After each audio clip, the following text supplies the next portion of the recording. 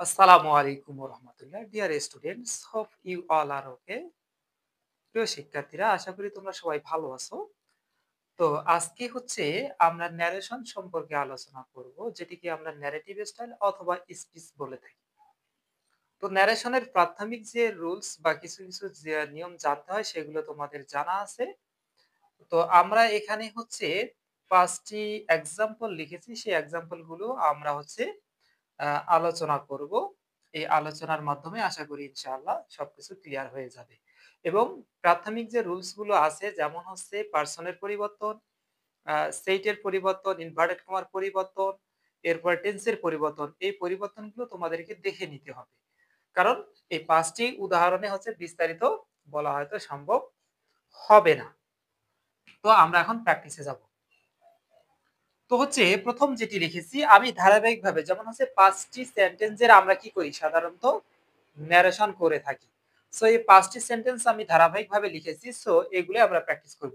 So প্রথম যেটি আছে কি লিখেছি, হি said to me I run in the field. So প্রথমটি হচ্ছে বুঝতে পারতেছো সেটি অ্যাসার্টিভ সেন্টেন্সে আছে। সো সেই ক্ষেত্রে হচ্ছে আমরা কি করব, রিপোর্টেড ভার্বের সাবজেক্টকে আগে লিখব।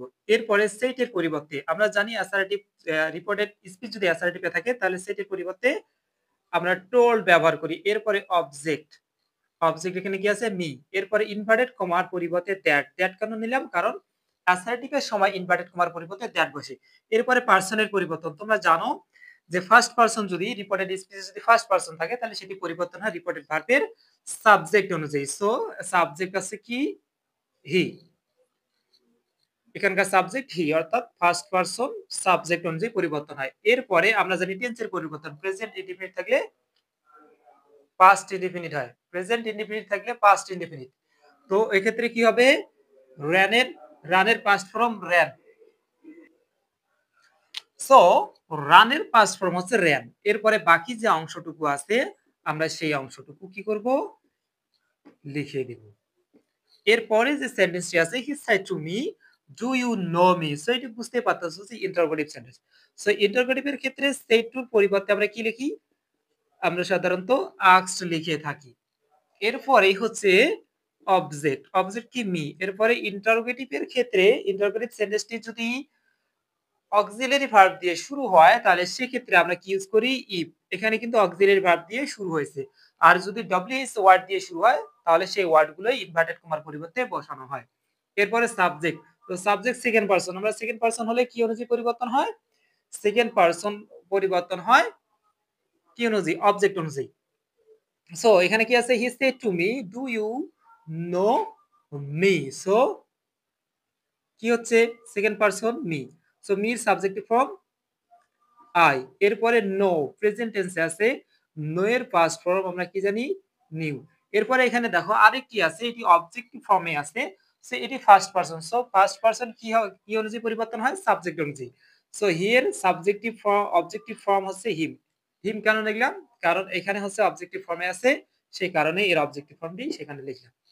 এরপরে হি said to me please help me. So এটি দেখতে পারতেছো এটি হচ্ছে ইম্পারেটিভ সেন্টেন্স, কারণ এখানে অনুরোধ বুঝাচ্ছে। সো অনুরোধের ক্ষেত্রে আমি কি করি, সাবজেক্টের পরে সেড টুর পরিবর্তে আমরা রিকোয়েস্টেড লিখি, হি রিকোয়েস্টেড। এরপরে অবজেক্ট রিকোয়েস্টেড মি।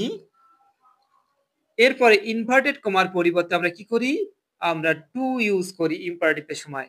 এরপরে প্লিজ তো আমরা ইউজ করব না, কারণ প্লিজের পরিবর্তে আমরা রিকোয়েস্টেড লিখেছি। এরপরে টু এর পরে মেইন ভার্ব থেকে বাকি অংশ হেল্প দিলাম। এরপরে এখানে বাকি অংশ একটি কি আছে, অবজেক্ট ফর্ম আছে একটি মি। সো এটি first person. So first person পরিবর্তন হয় সাবজেক্ট অনুযায়ী। সো হিমের অবজেক্টিভ ফর্ম হচ্ছে হিয়ার অবজেক্টিভ ফর্ম হচ্ছে হিম। এরপরে পরের যেটি আছে he said to me may Allah bless you. So এটি হচ্ছে অপারেটিভ সেন্টেন্স।